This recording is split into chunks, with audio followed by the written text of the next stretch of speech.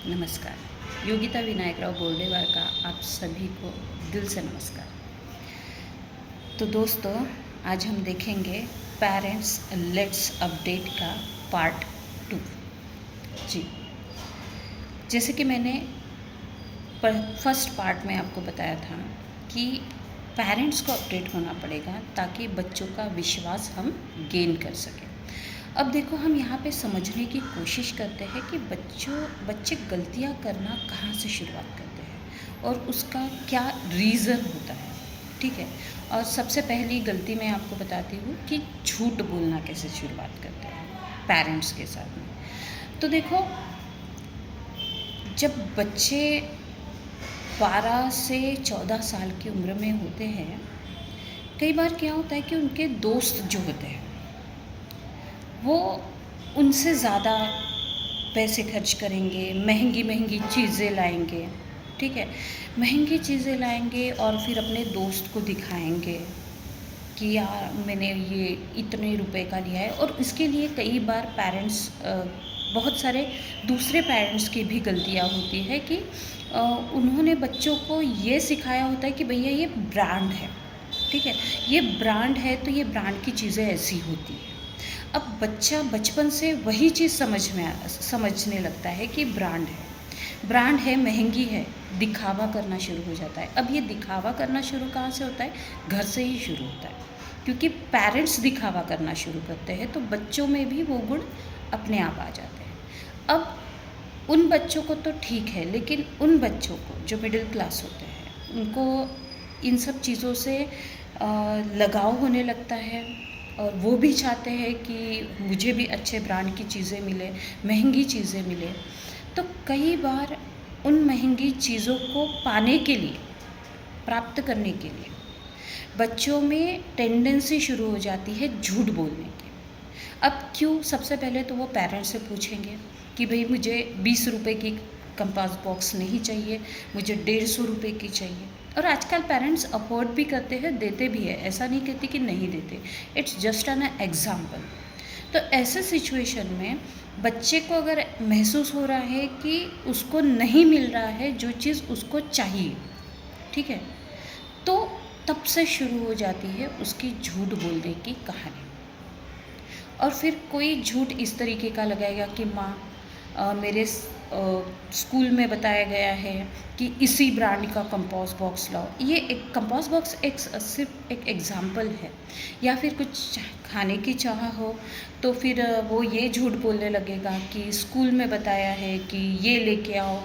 ठीक है, या फिर सारे बच्चे वही चीज़ लेके आ रहे हैं, सारे बच्चे सैंडविच लेके आ रहे हैं, पास्ता लेके आ रहे हैं। जो चीज़ को हम मना करते हैं वही चीज़ बच्चे करने के लिए पूछते हैं। ठीक है, ना मिले उन्हें, अगर ना मिले, उनकी मेंटेलिटी देखिए, ना मिले उन्हें, तब वो झूठ बोलना स्टार्ट करते हैं। और एनी हाउ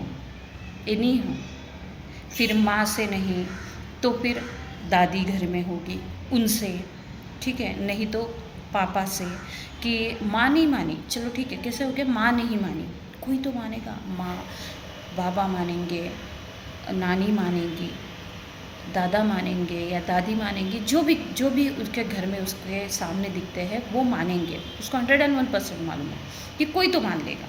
ठीक है, वो एनी हाउ अपने माता पिता अगर नहीं मानते हैं तो चाचा, जिसका वो सबसे ज़्यादा लाडला हो, ठीक है, या फिर दादा दादी, इन लोगों का जो सबसे ज़्यादा लाडला हो, तो वो उनसे डिमांड करने लगता है महंगी चीज़ों का।